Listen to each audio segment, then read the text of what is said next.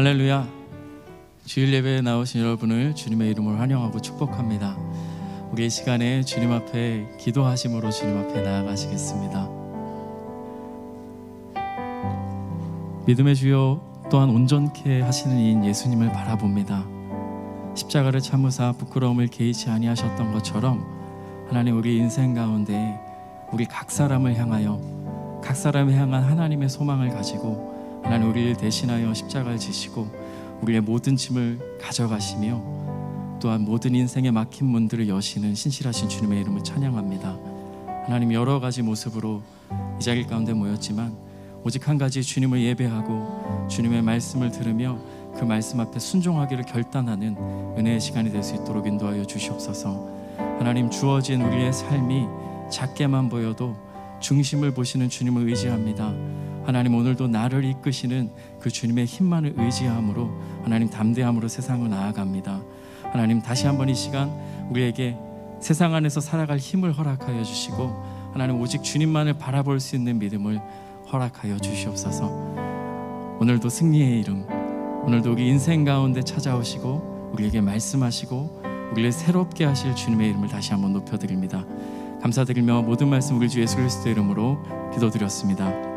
아멘. 할렐루야. 우리 주님께서 우리의 슬픔을 기쁨으로 바꾸심을 여러분 믿으십니까? 우리의 상황과 우리의 심령이 어떠한 상황이든지 상관없이 오늘도 주님을 기쁨으로 찬양하시기로 결단하실 수 있으십니까? 우리 그러시다면 그 고백을 가지고 우리 다 같이 자리에서 일어나셔서 찬양했으면 좋겠는데요. 하나님, 우리의 상황과 환경 바라보지 않고 오직 주님만의 기쁨으로 찬양하기로 결단합니다. 하나님, 내가 드리는 예배를, 내가 드리는 이 고백을 통해 영광 받아 주시옵소서. 우리의 슬픔을 기쁨으로 바꾸시는 주님의 이름을 찬양합니다. 할렐루야. 아멘. 우리가 이 시간에 주님의 이름을 기쁨으로 박수 치시면서 다 같이 찬양하며 나아갑시다.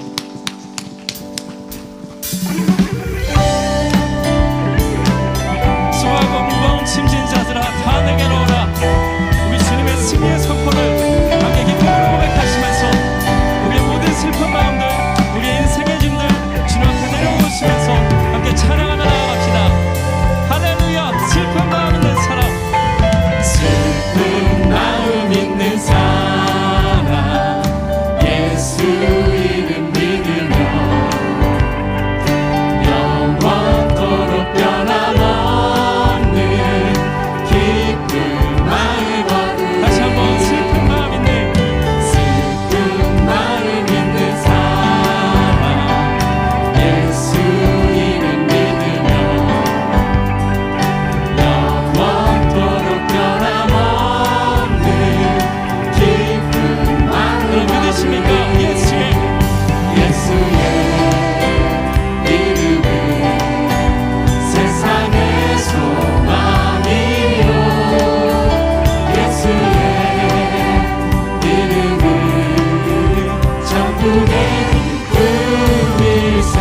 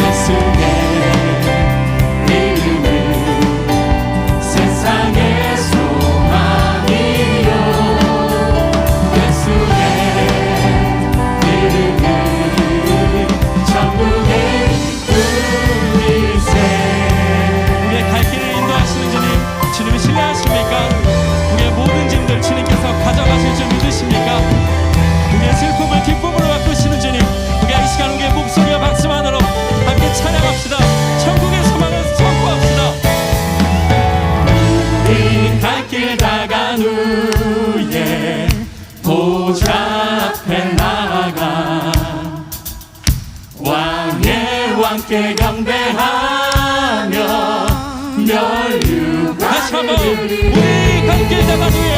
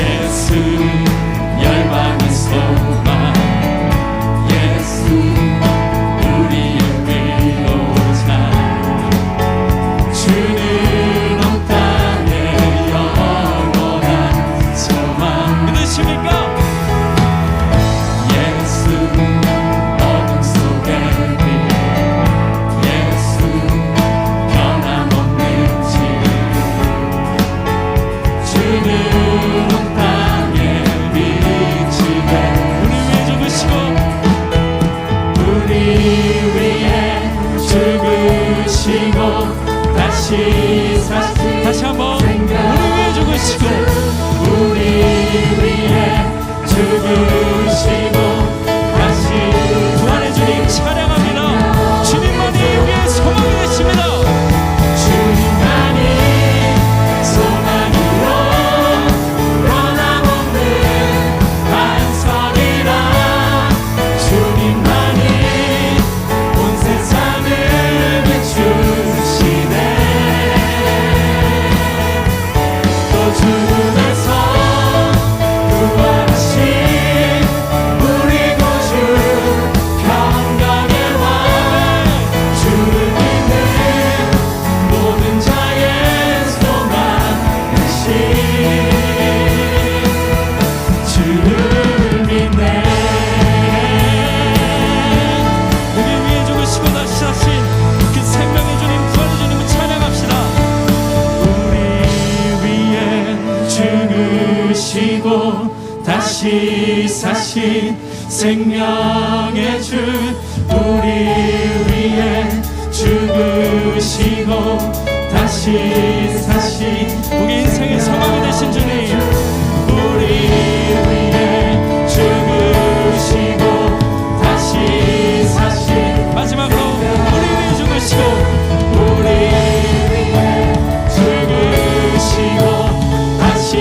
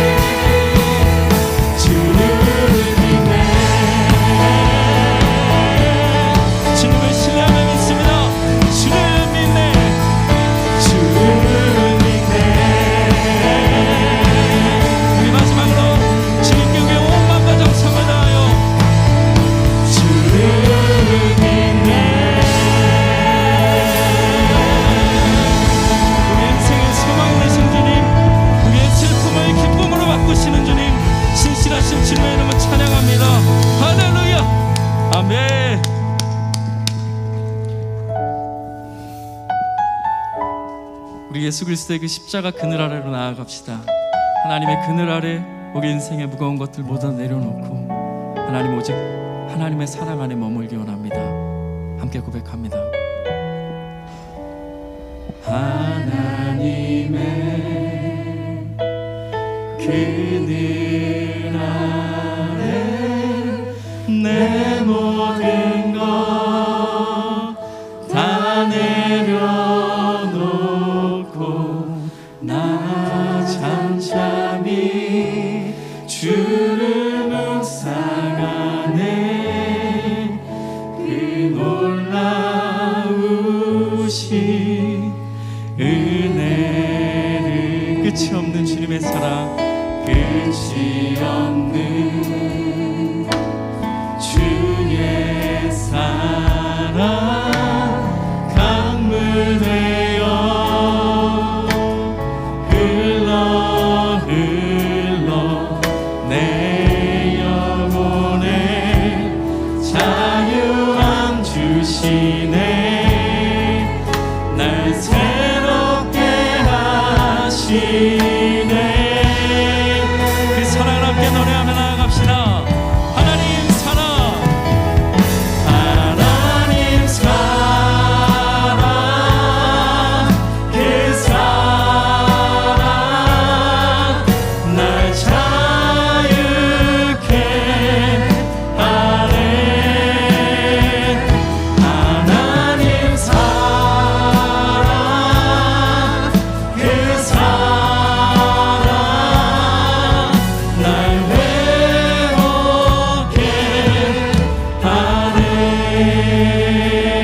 한번 찬양하며 나아갑시다. 하나님의 그늘 아래, 하나님의 그늘 아래 내 모든 것 다 내려놓고 나 잠잠히 주를 묵상하네.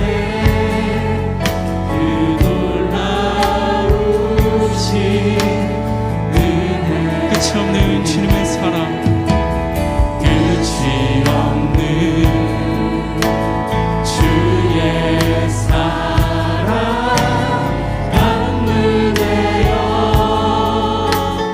흘러 흘러 내 영혼에 자유함 주시네. 날 새롭게 하시네. 신이 안에 자유케 하여 주시옵소서. 하나님의 사랑 나 함께 찬양합니다. 하나님 사랑, 그 사랑 날 자유케 하네. 하나님 사랑, 그 사랑 날 자유케. 다시 한번 하나님 사랑, 하나님 사랑, 그 사랑 날 자유케 하네. 하나님 사랑, 그 사랑 우리 마지막으로 다시 한번 찬양합시다.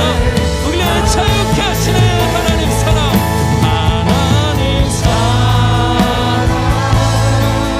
그 사랑 날 자유케 하네. 하나님 사랑, 인생이 무거울지라도 우리를 회복케 하시는 주님의 이름만을 찬양합니다. 주어진 내 삶이 작게만 보여도, 주어진 내 삶이 작게만 보여도 선하신 주 나를 이끄시. 우리의 중심을 보시는 주님만, 나를 택하신 주님, 주님만을 의지합니다. 보이는 상황에 비해 무너질지라도 보이는 상황에 무너질지라도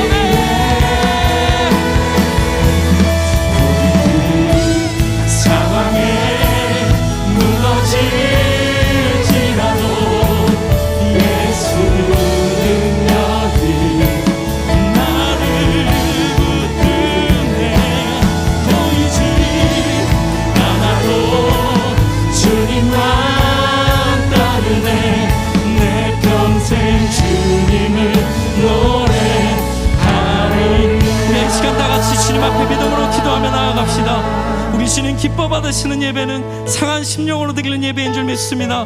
하나님, 보이는 상황에 우리가 무너질지라도 상황 바라보지 않고 주님보다 앞서지 않고 겸손하게 주님의 말씀을 기다리는 우리 인생 될 수 있도록 인도하여 주시옵소서. 우리의 슬픔을 기쁨으로 바꾸시는 신실하신 주님의 이름을 찬양합니다. 하나님, 과부의 2렙돈을 기뻐 받으셨던 주님 그 말씀처럼 하나님, 우리의 인생의 가장 낮은 그 순간 주님을 찾고 예배하는 인생 될 수 있도록 인도하여 주시옵소서. 하나님, 우리가 기쁘고 충만할 때도 주님의 자녀이지만 하나님, 낙심하고 낭망하고 죄 가운데 빠져 절망한 그 순간 더욱더 주님의 자녀임을 믿습니다. 하나님, 주님만을 신뢰하기 원합니다. 주님, 이 시간 우리의 심령 가운데 찾아오시고 우리의 인생 가운데 찾아오시고 다시 한번 우리에게 새로운 소망으로 더하여 주시옵소서. 열방의 소망이 되신 주님, 우리의 인생의 소망이 되신 주님, 주님의 이름을 찬양합니다. 우리의 삶을 주님 앞에 맡겨드리시면서 다 같이 기도하시며 나아가시겠습니다. 오 신실하신 주님, 보이는 상황에 무너질지라도 하나님, 중심을 보시는 주님만을 의지하며 바라볼 수 있도록 인도하옵소서.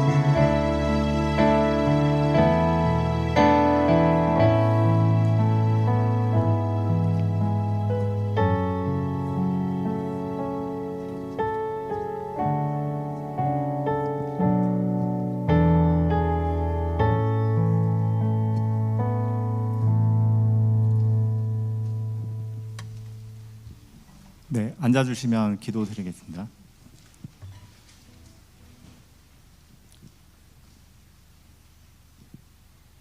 기도하겠습니다. 사랑과 은혜가 풍성하신 하나님 아버지, 영광의 소망이 되시며 만물의 으뜸이 되신 주님을 찬양합니다. 지난 한 주 동안 혼란스러운 세상 속에서 살아가며 넘어지고 또 넘어졌지만 하나님의 은혜의 손길을 의지하여 다시 일어나 하나님께 예배드릴 수 있게 해주심에 감사드립니다. 주님, 오늘 드리는 예배가 저희들에게 그냥 주어진 것이 아니라 하나님께서 허락하시고 은혜를 베풀어 주셨기에 저희들이 이 자리에서 드릴 수 있는 예배라는 것을 믿으며 간절히 예배에 집중하고 하나님께 영광 돌릴 수 있게 도와주시옵소서. 인간의 욕심으로 시작된 우크라이나 전쟁, 코로나 팬데믹, 세계적 경제 혼란 등 수많은 죄악들의 결과가 오늘날 전 세계 곳곳에서 나타나며 하나님의 자녀들이 고통받고 있습니다. 제발 하나님 앞으로 나아가 저희들의 죄를 깨닫고 눈물로 회개하게 해주시고 주님의 은혜를 간구하는 간절한 기도로 이 어려움과 고난 속에서 주님의 선하신 손길로 이겨낼 수 있게 은혜 베풀어 주시옵소서. 이 나라 이 땅을 위해서 기도합니다. 믿음의 조상들이 피와 땀으로 지켜낸 하나님 뜻을 기억하게 해주시고 대한민국의 위정자들을 비롯한 기성세대가 주님의 말씀으로 올바르게 뜻을 세워 다음 세대에게 하나님의 말씀과 은혜를 전할 수 있게 해주시옵소서.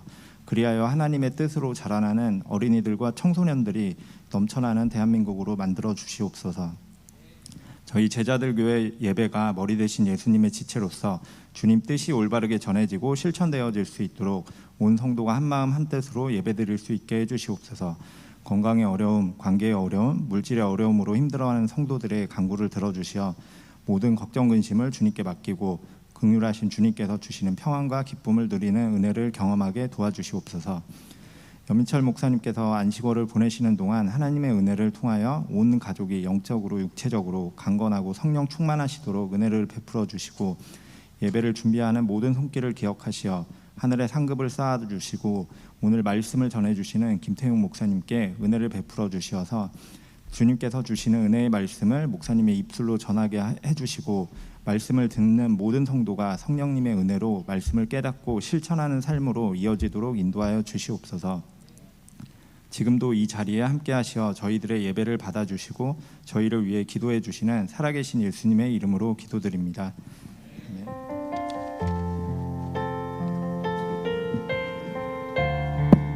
네, 헌금 시간입니다. 다 같이 준비하신 예물 하나님께 정성스럽게 드리도록 하겠습니다.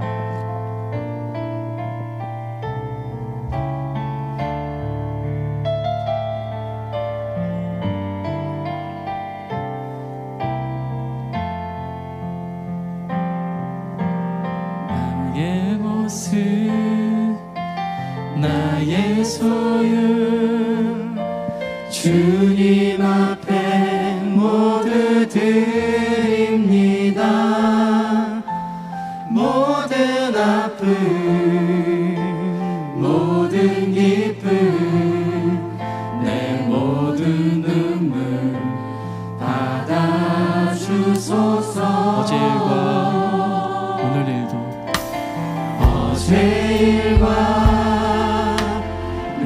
이르도 꿈과 희망 모두 드립니다. 모든 소망 모든 계획 내 손과 마음 받아주소서. 나의 생명을 드리니 주 영광 위하여 사용하옵소서. 내가 사는 날 동안에 주를 찬양하며 기쁨의 제물 되리. 나를 받아주소서.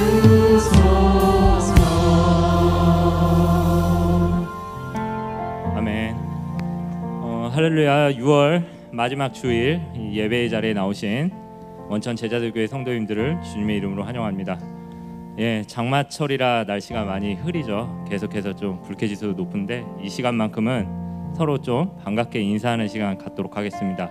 앞뒤 좌우분들과 반갑게 주님의 이름으로 환영합니다 하시면서 인사 나누도록 하겠습니다. 주님의 이름으로 환영합니다. 반갑습니다.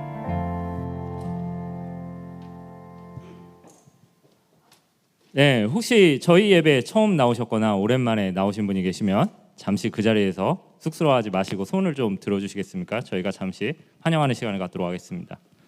혹시 처음 나오셨거나 오랜만에 나오신 분이 계시면 안 계신 것 같은데요. 그러면 일단은 오늘 영상 광고가 준비되어 있습니다. 영상 광고 보시고 추가 광고 말씀드리겠습니다.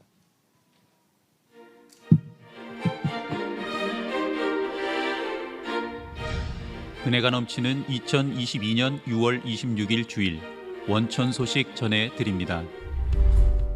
첫 번째 소식은 금요 예배 안내입니다. 플랜 B, 레인메이커, 요셉 이야기를 지나 새로운 금요 예배 시리즈가 시작됩니다. 위기의 남자 다윗을 통해 인생의 위기를 지혜롭게 극복하는 시간 되시기를 기도합니다. 다음 소식은 원천 다음 교회 안내입니다. 김요셉 목사님께서 섬기시는 원천 다음 교회가 주일 오전 10시 30분 IM센터 비전홀에서 드려집니다.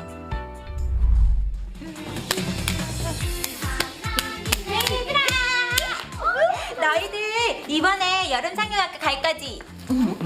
가기는 어디를 가? 또 집에서 온라인으로 하는 거지. 맞아. 나 이번에도 온라인 여름 상영학교 하면 너무 힘들 것 같아. 나 맨날 여름 상영학교 때 죽었잖아. 니네 혹시 사도행전에 나오는 유두고라고 알아? 유두고처럼 졸다가 아우 책상에다 머리를 꽉 박아가지고 뭐야. 아우 아직도 웃기나. 아닌데 이번에는 교회에서 모인다는 소문이 있는데. 에이, 설마. 3년 전처럼 다 같이 모여서 티셔츠도 입고 신나는 예배도 드리고 재미있는 게임도 하고 만들기도 하고 간식도 받아가고. 에이, 설마 그렇게 하겠어? 얘들아 안녕. 안녕하세요. 너네 이번 여름 성령학교 온라인으로 하는지 교회에 다 같이 모여서 하는지 궁금한 거지? 네, 선생님. 이번 여름 성령학교는 다 같이 교회에 모여서 신나는 예배도 드리고 재밌는 게임, 목자 활동, 맛있는 간식 모두 준비돼 있어. G2G 친구들 7월 29일부터 8월 19일까지 매주 금요일 저녁 7시 30분 바로 교회에서 신나는 여름 상경학교에 여러분들을 초대합니다.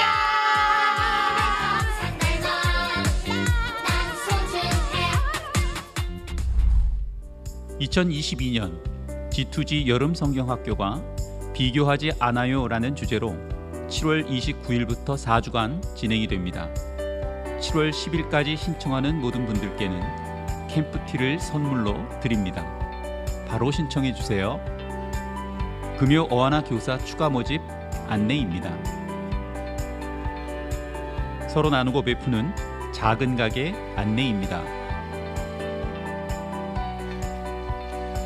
마지막으로 교회 외부에서 진행되는 성경 공부나 집회에 참석을 권유받으시는 경우에는 반드시 담임 목회자와 상담해 주시고 더불어 교회 내에서 금전 거래, 상품 판매 행위를 금하여 주시기를 당부드립니다. 원천교회 성도님들, 은혜로운 한 주간 되세요. 네, 감사합니다. 저희 제자들 교회 찬양팀을 모집하고 있습니다. 특별히 세컨 선반에 인원이 필요하다고 합니다. 혹시나 주어진 재능을 가지고 계신 분은 주저함 없이 지원해 주시면 감사하겠습니다.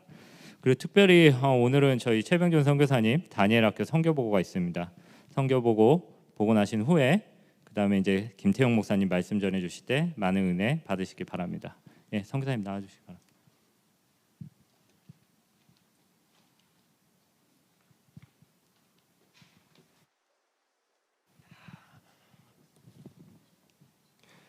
안녕하세요. 네, 다니엘 학교를 섬기는 최병준 선교사입니다. 다니엘 학교는 전 세계 한국 선교사 가정의 자녀들이 한국인의 뿌리 의식을 가지고 기독인, 세계인 그리고 한국인으로 자라갈 수 있도록 성장하는 도움는 온라인 학교입니다. 현재 지금 우리 아이들이 참여하고 있는 나라들인데요. 1학기에 지금 참여한 학생들입니다. 지난주에 저희가 1학기 마지막 수업을 했고요. 이번 주에는 성적표 발송과 학부모 상담이 있습니다.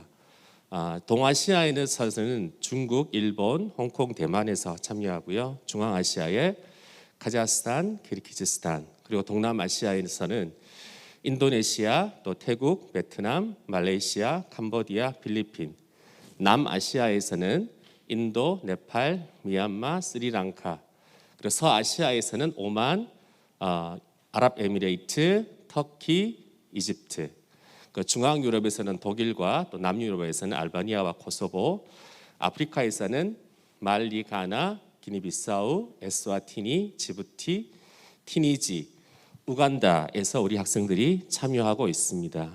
현재 30개국 1학기 때요. 저게 30개국 117명의 학생들이 참여했습니다. 다니엘 학교는 온라인 수업으로 저희가 진행이 되는데요. 수업을 말씀과 기도로 열고 기독교 세계관에 기초한 수업으로 진행을 하고 있습니다. 1학년은 기초 한글 교육을 하고 우리나라 전래 동화를 통해 한국인의 정서를 느낄 수 있도록 하고 있습니다. 2학년은 기초 한글 공부를 하고요. 활용 능력을 키울 수 있도록 하고 또 3학년은 문학 통합 수업으로 또 피노키오 수업을 했고 온라인 수업 활용을 할 수 있는 다양한 프로그램을 적용하여 학생들이 흥미를 높이고 또 다양한 참여가 가능하도록 진행하고 있습니다. 4학년은 우리 사자와 마녀 5장 또 초정리 편지 등 기독교 세계관 문학 통합 수업을 통해 진행하였고요. 또 편집글, 일기, 생활문, 기사문들의 글쓰기 훈련을 하였습니다. 5학년과 6학년은 다양한 글을 읽고 문해력을 높이며 자신의 생각을 말하고 글로 표현하는 활동에 중점을 두고 교육하였습니다. 5학년의 수학 수업은 인도의 두 가정의 선교사님이 수학 수업이 필요하다고 요청이 있어서 우리 교회에 박창수 형제님이 재능 기부로 진행하였습니다. 현재 인도가 40도가 넘는 폭염인데 두 학생이 과제와 수업 모두 열심히 잘 하였습니다. 캄보디아의 5, 6학년 수업인데요. 한글 교육의 기회가 적은 캄보디아의 제2도시 바탐밤 지역의 아이들이 참여하고 있습니다. 캄보디아의 MK 사역을 하시는 김은택 선교사님과 연결되어 바탐밤 학생들을 가르치고 계십니다. 이번 겨울 방학에 바탐밤과 시엠림 지역의 MK를 위한 캠프를 지금 검토하고 있습니다. 7, 8학년은 한국 단편 소설과 중등 국어, 독해력에 중점을 두고 교육을 하고 있습니다.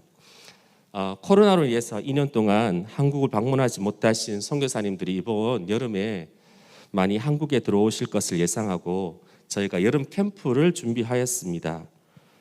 다른 MK 캠프들하고는 조금 차별성을 두고 또 교육적인 면들을 고려해서 저희가 연극 공연을 목표로 잡았고 한국에서 선생님들과 또 온라인으로 만났던 친구들과 아름다운 추억을 남길 수 있도록 여름 캠프를 기획했습니다. 여름 캠프는 7월 7일부터 13일 제주도 홀리랜드에서 합니다. 이번 캠프의 주제는 너는 특별하다입니다. 드라마 클래스는 이정대 선생님이 지도해 주십니다. 이정대 선생님은 서울예술대학 연극과를 졸업하셨고 현재 수원시 액티스 시니어 극단의 예술 감독으로 계신데요. 이번에 창립 예배 때 목사님들이 연극 연출도 도와주셨습니다. 여름 캠프와 함께하는 드라마 클래스는 저희가 저희가 드라마 클래스를 지금 온라인으로 10회 지금 진행을 했습니다. 저희가 처음 이 클래스를 진행할 때 여름 캠프와 함께 진행한다는 것을 저희 광고로 알렸고요. 이번 한국에 올 계획이 있고 또 캠프에 참여할 수 있는 4학년에서 8학년 학생들을 신청받았습니다. 5월부터 온라인으로 연극에 대한 교육과 대본 읽기 등 10회 온라인 수업을 하였고요. 맥스 루카이도의 너는 특별하단다 책의 내용으로 캠프에서 연극을 완성하고 공연을 하도록 합니다. 고국에서 또 아름다운 제주에서 잊을 수 없는 추억을 만들어주고 싶어서 이번 캠프를 기획하였습니다. 여기가 캠프 장소입니다. 제가 아는 지인이 제주도에서 목장을 하시는데요. 옛날 귤 창고를 개조해서 집회할 수 있는 공간으로 홀르랜드라는 곳을 만드셨는데 여기에서 저희가 캠프가 진행이 됩니다. 전체 집회 장소고요. 그리고 식당, 그리고 매일 밤 저희가 불멍을 할 수 있을 것 같습니다. 바로 앞에 저희가 캠프파이어 장소가 있습니다. 그리고 이번에 또 한국에 오지 못하고 선교지에 있는 아이들을 위해서는 저희가 여름 특강을 준비했습니다. 8월 8일부터 11일까지 4일 동안 밤 9시마다 이루어지는데요. 1학년은 팥죽 할멈과 호랑이 인형극, 또 2학년은 여러 가지 책을 읽고 독후 활동하는 책잔치, 3학년은 역사 탐방으로 만화로 만나는 역사 인물, 우리나라의 세시풍속, 4학년은 바보 온달과 평강공주 책을 읽고 또 책 토론을 하고요. 5학년은 낭독극으로 숲속의 대장간을 합니다. 그리고 6학년, 7학년, 8학년 학생들은 선교사님들이 여러 가지 요청에 따라서 미디어에 대한 교육을 해주면 좋겠다는 요청들이 계셔서 저희가 백석대학의 유경상 교수님을 모시고 기독교 세계관과 미디어라는 주제로 저희가 이번 여름 특강을 진행을 하게 됩니다. 기도 제목인데요. 이번에 제주도에 하는 여름 캠프 7월 7일부터 13일 다음 주입니다. 하나님 은혜 가운데 잘 준비되고 안전하고 또 행복한 시간이 될 수 있도록 기도해 주시고요. 또 제주도의 여름 캠프에 모이는 드라마 클래스 MK들의 발걸음 가운데 주님께서 늘 동행해 주시고 또 건강하게 지낼 수 있도록 또 여름 특강 8월 8일부터 있는데요. 잘 준비돼서 즐겁고 또 유익한 시간이 될 수 있도록 함께해 주십시오. 성도님들 우리 11교회 또 제자들교회 성도님들께서 함께해 주셔서 저희 다니엘 학교가 또 1학기 동안 잘 진행되고 또 방학까지 맞이하게 되어서 너무 하나님께 감사드리고요. 여름 방학 때 진행되어지는 여러분 캠프와 또 특강을 위해서 계속적으로 기도해 주시고 관심 가져주시면 감사하겠습니다. 감사합니다.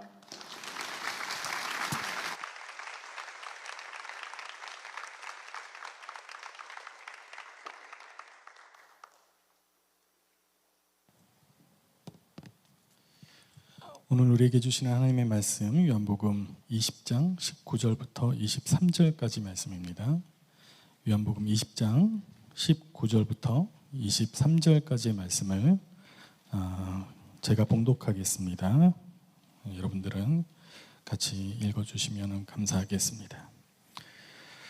요한복음 20장 19절부터 23절까지 봉독합니다. 이날 곧 안식 후 첫날 저녁 때에 제자들이 유대인들을 두려워하여 모인 곳의 문들을 닫았더니 예수께서 오사 가운데 서서 이르시되 너희에게 평강이 있을지어다. 이 말씀을 하시고 손과 옆구리를 보이시니 제자들이 주를 보고 기뻐하더라. 예수께서 또 이르시되 너희에게 평강이 있을지어다. 아버지께서 나를 보내신 것 같이 나도 너희를 보내노라. 이 말씀을 하시고 그들을 향하사 숨을 내쉬며 이르시되 성령을 받으라. 너희가 누구의 죄든지 사하면 사하여질 것이요 누구의 죄든지 그대로 두면 그대로 있으리라 하시니라. 기도하겠습니다.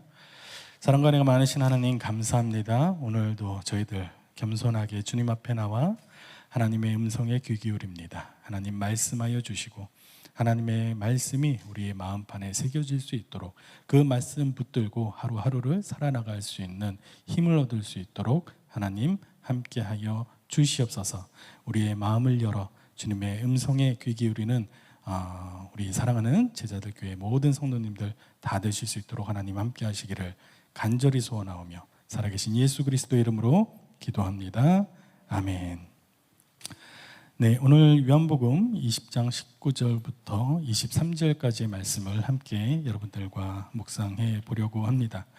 기독교 신앙의 가장 핵심을 만약에 이야기하고자 한다면 많은 사람들이 아마 부활신앙이다라고 그렇게 이야기를 할 것입니다. 그만큼 부활은 기독교 신앙에 있어서 가장 핵심적이고 우리가 고백하는 신앙의 전부라고 해도 과언이 아닐 것입니다. 그런데 문제는 우리가 이 부활을 굉장히 피상적으로 이해를 하고 있다는 것입니다. 피상적으로 이해한다는 것은 마치 그냥 2000년 전에 예수님께서 십자가에 죽으셨다 다시 살아나셨다 그 정도로 이해한다는 것입니다. 물론 틀린 말은 아니지만 부활은 우리가 이해할 수 없는, 우리가 감히 가늠할 수 없는 하나님의 놀라운 사역이고 또 우리가 우리의 판단력과 우리의 개념으로 정리할 수 없는 하나님의 신비에 속한다라는 사실을 우리는 반드시 기억해야 할 것입니다. 우리는 그것을 성경을 통해서도 확인해 볼 수 있는데요. 누가복음 24장 31절에 보시면 예수님께서 부활하시고 제자들과 만나시는 장면이 등장을 합니다. 엠마오로 내려가던 예수님의 제자들과 만나서 한참 동안 이야기를 하면서 내려가셨는데도 제자들은 예수님을 알아보지 못했습니다. 그런데 예수님과 함께 식사를 하고 난 후에 갑자기 제자들이 그를 알아보았을 때 예수님은 더 이상 그들에게 보이지 아니하시는지라. 그들의 눈이 밝아져 그인 줄 알아보더니 그제서야 겨우 예수님이시라는 사실을 알아보게 되었는데 그 순간 예수는 그들에게 보이지 아니하시는지라.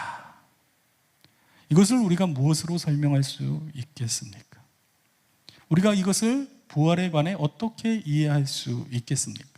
이 구절 때문에 많은 사람들이 예수님께서 부활하신 것은 실제로 육체로 부활하신 것이 아니라 영으로 부활하신 것이다.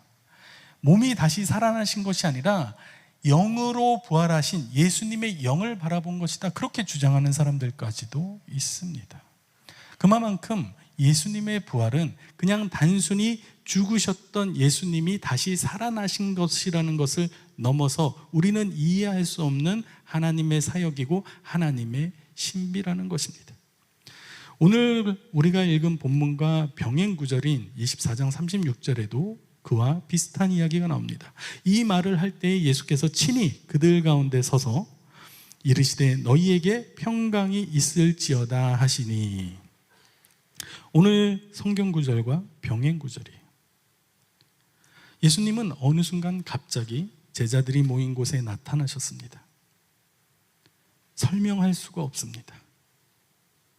우리가 예수님이 부활하셨다는 것을 분명히 우리의 신앙으로 고백하지만 이것을 있는 그대로 액면 그대로 믿기란 여간 어려운 것이 아닙니다.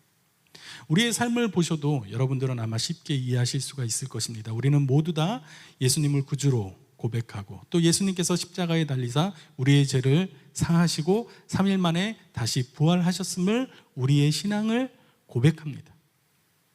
그러나 정말로 부활하신 예수님을 믿는 부활의 신앙을 살아가고 있는가에 대해서는 다시 한번 생각해 볼 수밖에는 없습니다.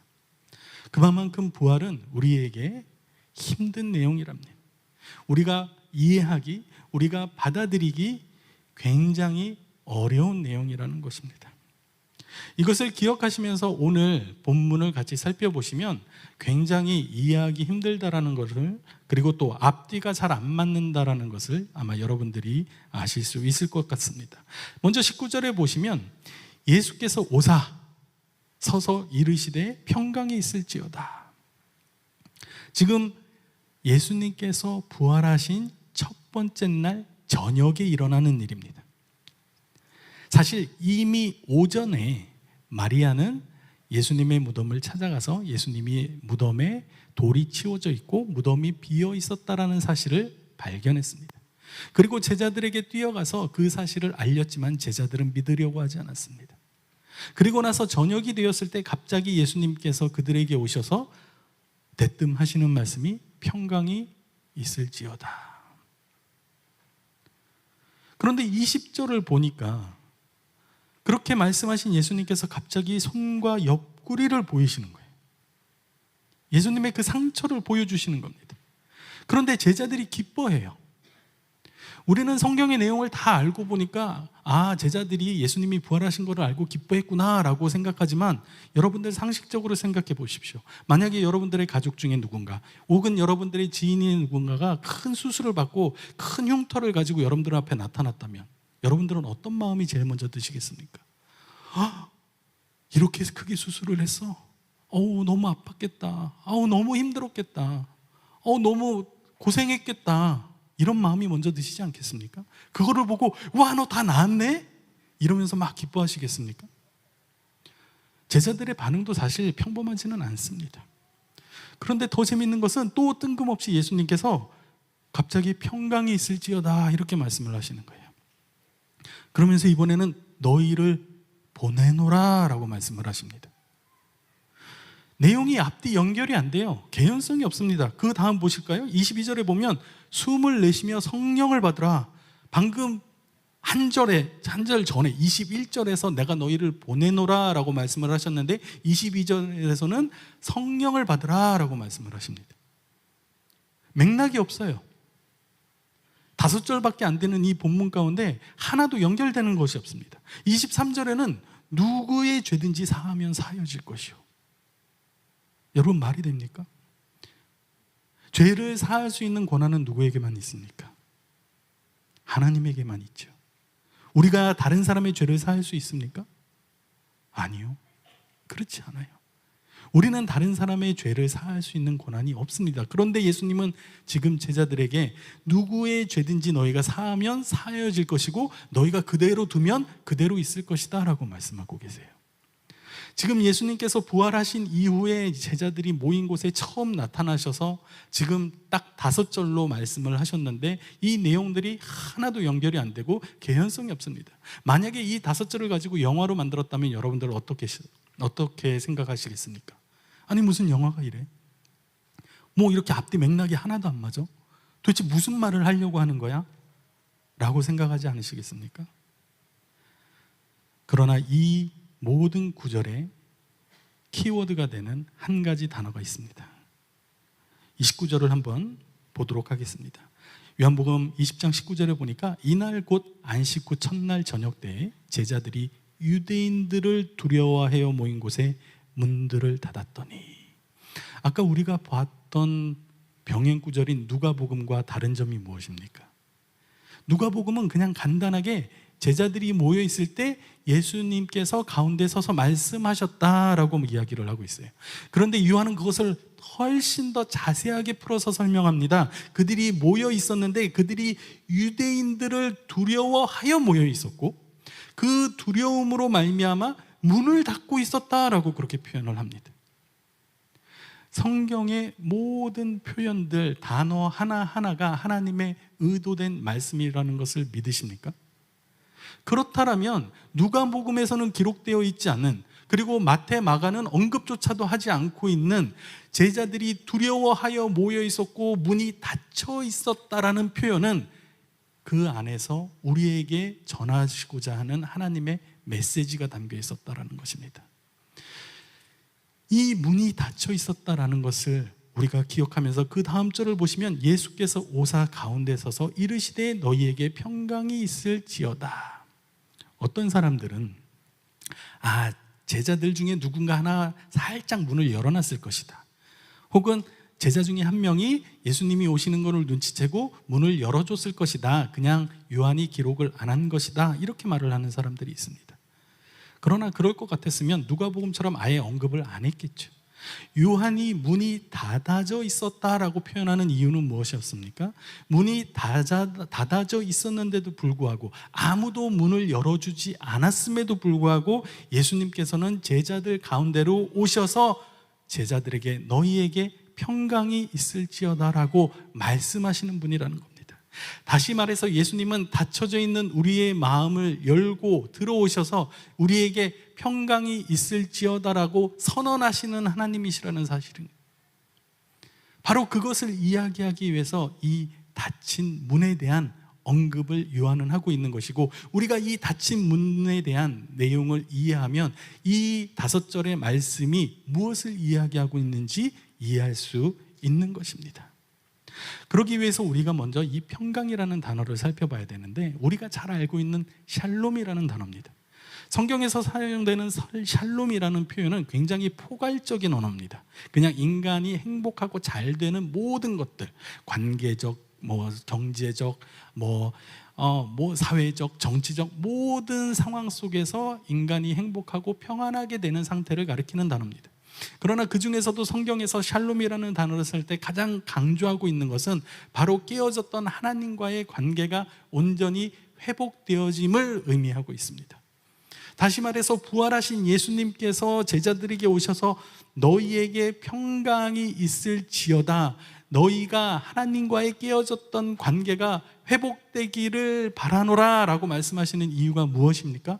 바로 부활하신 예수 그리스도 자신이 깨어진 하나님과 인간을 연결하는, 하나님과 인간을 가로막고 있었던 담벼락을 헐고 닫혀져 있던 문을 여시는 분이라는 것을 말씀하고 계시는 겁니다. 다시 말해서 샬롬은 예수님께서 가져오시는 어떤 무엇인가가 아니라 바로 부활하신 예수님 자체가 하나님의 샬롬을 가져오시는 분이라는 것을 지금 제자들에게 선언하고 계신다라는 것입니다. 그것을 여러분들이 이해하시면 그 다음 말씀이 이해가 됩니다. 이 말씀을 하시고 그렇게 자기 자신이 하나님의 샬롬을 가져오는 내가 곧 샬롬이다 라는 선언을 하신 후에 손과 옆구리를 보이시는 거예요.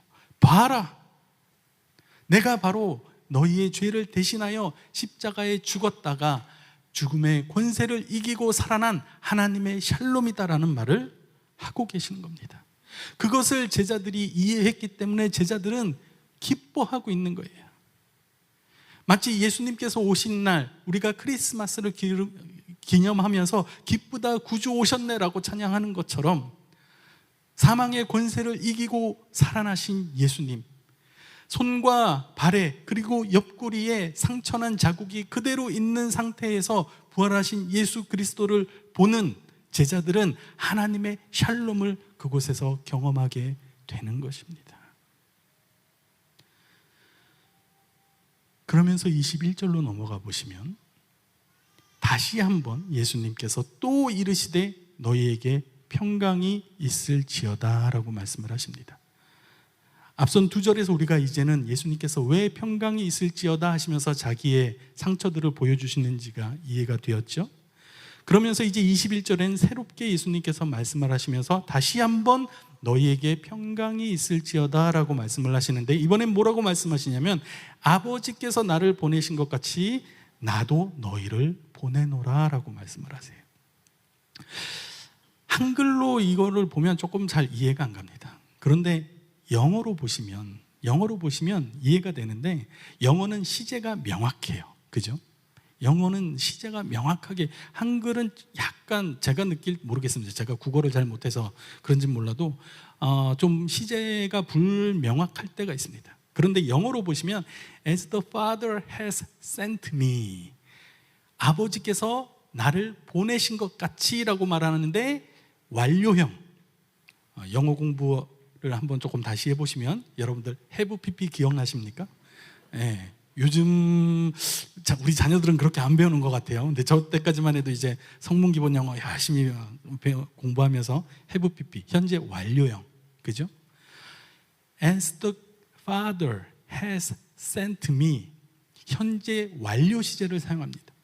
과거와 현재 완료가 다른 점이 무엇입니까? 과거 시제를 사용할 때는 과거에 끝난 일이에요. 지금하고는 아무런 상관이 없을 때 과거 시제를 사용합니다. 현재 완료 시제를 사용할 때는 무엇입니까? 과거에서 시작된 일이 지금까지 이어지고 있는, 과거에서 시작된 일이 과거에 일어난 일이지만 지금의 상황에 계속해서 영향을 미치고 진행되고 있을 때 현재 완료 시제를 사용합니다.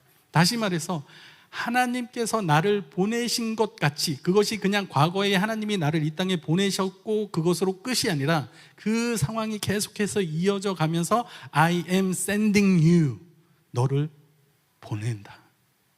다시 말해서 하나님이 나를 보내신 그 사건이 계속해서 이어지고 있다는 겁니다.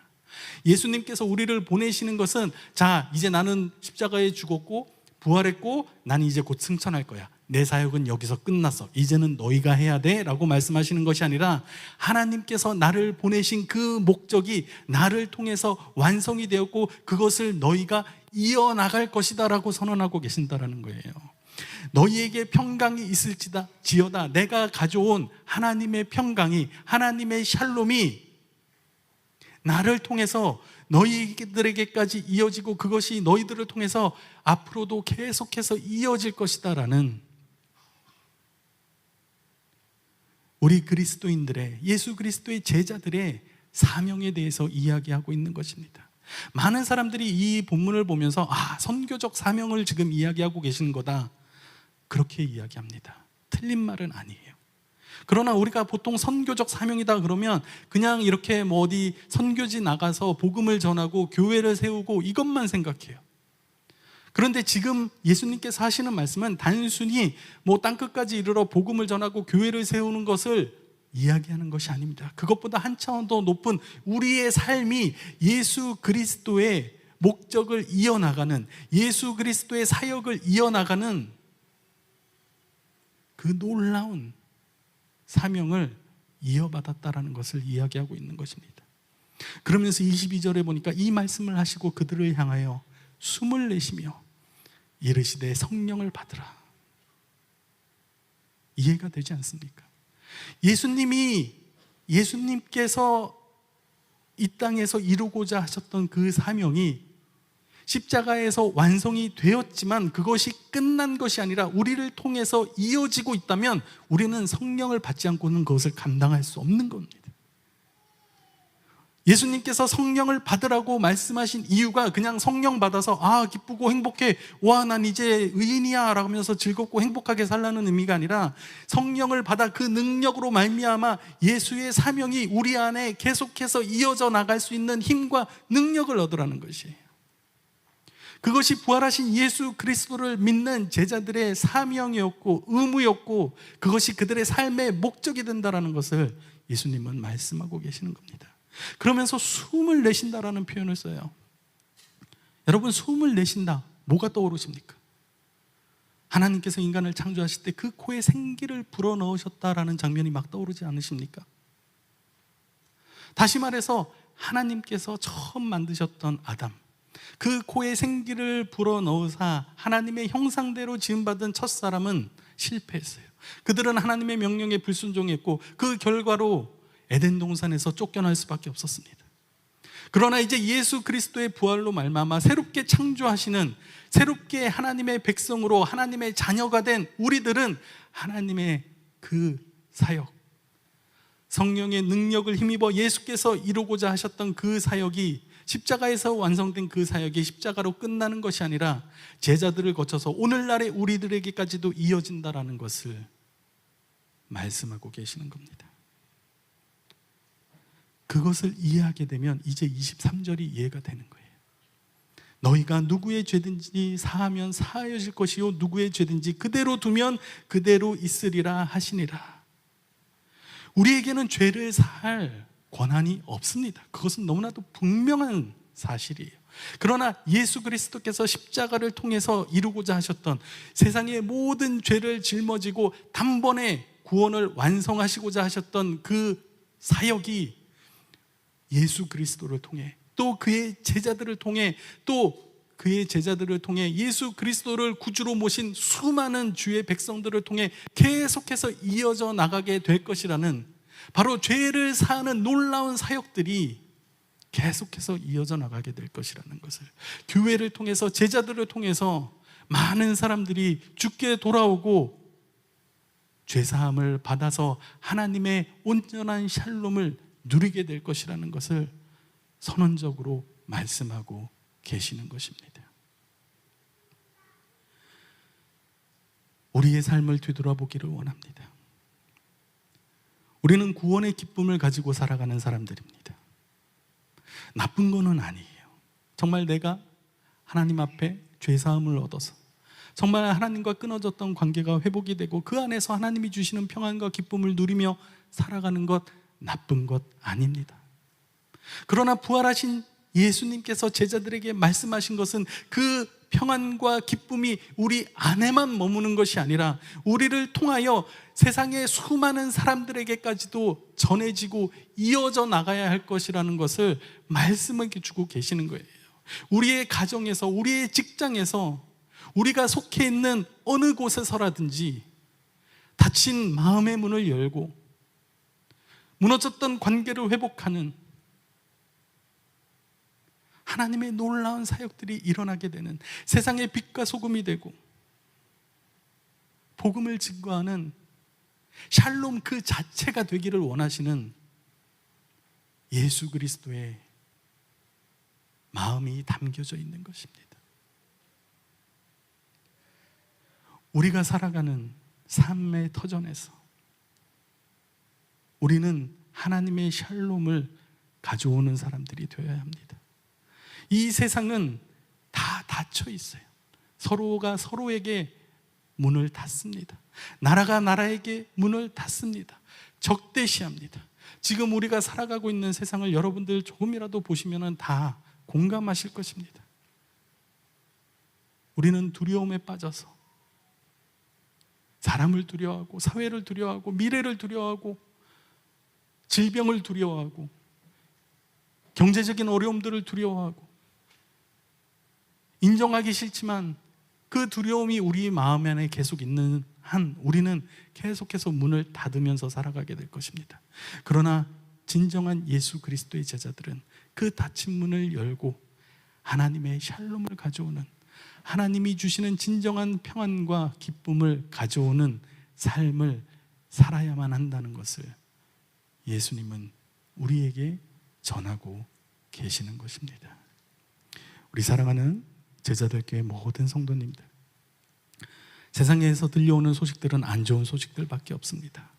과연 앞으로 어떻게 살아가야 할지, 어떻게 이 시간들을 이겨나갈 수 있을지 막막하기만 하고 답답하기만 합니다.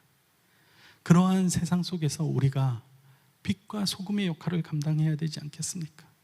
어두운 세상에 한 줄기 빛을 비추는, 아무런 맛도 안 나는 세상 속에 소금의 역할을 해서 정말 살맛나게 만드는 그러한 역할을 하는 그리스도인들이 되어야 하지 않겠습니까?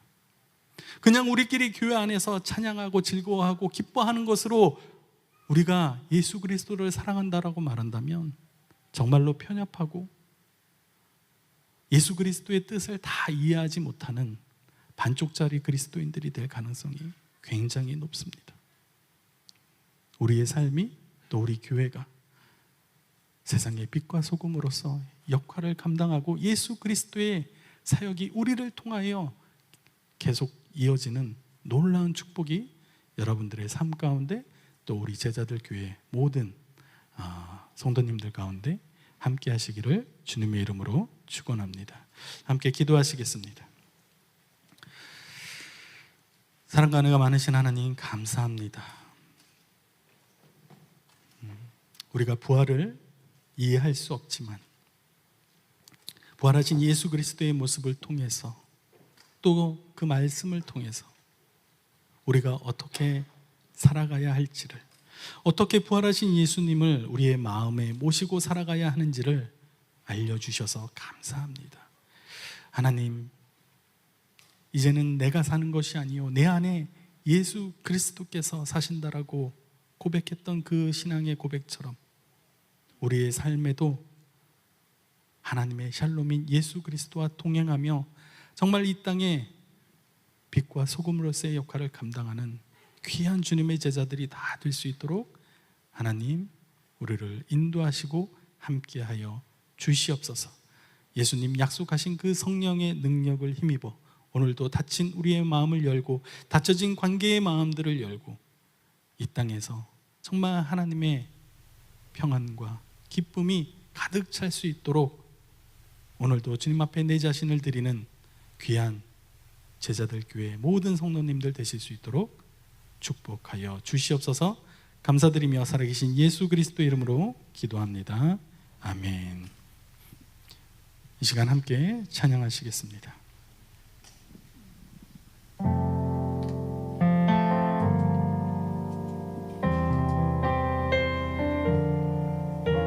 예수님이 약속하셨던 그 성령이 오늘 이곳에 계심을 믿으시며 함께 나아갑니다. 오늘 이곳에 계신 성령님 우리에게 말씀하시고 우리 가르치소서. 닫힌 우리 맘 열어주시고 주의 빛으로 밝혀 우리를 인도하소서. 다시 한번 오늘 이곳에 계신 성령님 우리에게 말씀하시고 우리를 가르치소서. 닫힌 우리 맘 열어주시고 주의 빛으로 밝혀 우리 인도하소서. 주님보다 앞서지 않고 겸손하게 주님의 말씀 기다리니 주님 손에 우리 드립니다.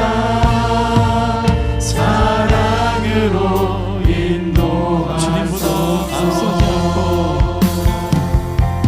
주님보다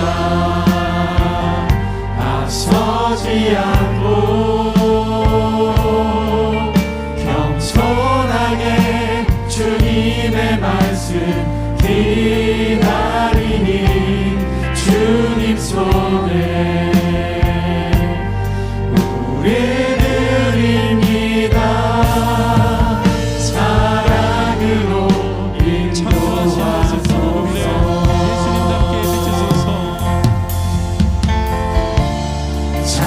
창조하신 모습 떠난 우리를 예수님 함께 믿으소서.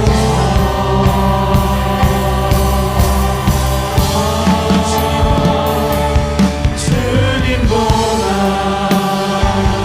앞서지 않고 겸손하게 주님의 말씀 기다리니 주님 손에 우리 드립니다. 사랑으로 인도하소서. 주님보다 앞서지 않고 겸손하게 주님의 말씀 기다리니 주님 손에 우리 드립니다. 사랑으로 인도하소서. 이 시간 우리 함께 기도하기를 원합니다. 정말로 부활하신 그 예수님의 손에 우리를 맡겨드리기 원하십니까? 예수님은 우리를 보내신다고, 하나님께서 자기를 보내신 것처럼 우리를 세상으로 보내신다고 말씀하셨습니다. 겸손하게 주님 앞에 나와 우리를 그분의 손에 맡겨드린다면 우리는 그 사명을 감당해야 하는 사람들입니다. 더 이상 교회 안에 그리고 우리 가정 안에만 머무를 수 없는 사람들입니다. 그동안의 우리의 삶을 뒤돌아보며 하나님 우리를 용서하시고 우리를 긍휼히 여겨 주시옵소서. 이제부터라도 겸손하게 주님께 내 모든 것을 드립니다. 하나님의 그 손에 내 자신을 맡겨드립니다. 주님 사용하여 주시옵소서. 우리의 다친 마음을 열어주시옵소서. 예수님께서 우리의 다친 마음을 여시고 하나님의 평강을 주신 것처럼 우리도 세상에 닫힌 문을 열고 들어가 이 땅에 하나님의 샬롬을 가져올 수 있는 빛과 소금이 되게 하여 주시옵소서. 그 마음 주님 앞에 드리며 간절한 마음으로 기도하시겠습니다. 기도합니다. 하나님 감사합니다. 하나님 말씀 통해서 우리의 사명, 우리의 삶의 목적을 다시 한번 깨닫게 하여 주시니 감사를 드립니다. 하나님 우리가 하나님을 믿고 섬기고 따르는 사람으로서 우리 가정 안에만 또 교회 안에서만 머물러 있었다면 우리를 주님 용서하시고 우리를 긍휼히 여겨주시기를 간절히 소원합니다. 하나님 우리가 정말 이곳에만 머무는 삶이 되는 것이 아니라 하나님이 주신 그 기쁨 안에만 안정을 취하는 삶이 아니라 그 사랑 가지고 담대히 세상으로 나아가는 그러한 삶이 되게 하여 주시옵소서. 우리를 세상으로 보내노라라고 말씀하신 그 예수님의 말씀이 우리의 삶을 통해 이루어지는 예수님의 그 사역이 우리의 삶을 통해 계속되어지는 놀라운 은혜가 일어날 수 있도록 하나님 함께하여 주시고 인도하여 주시옵소서. 우리의 삶을 주님 앞에 온전히 드립니다. 하나님 받아주시고 사용하여 주시고 인도하여 주시옵소서.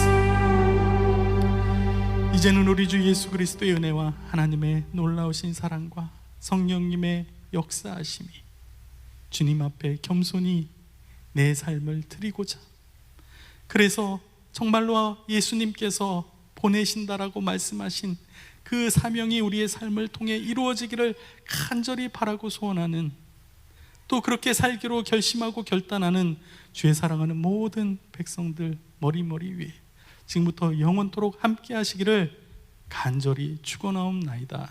아멘.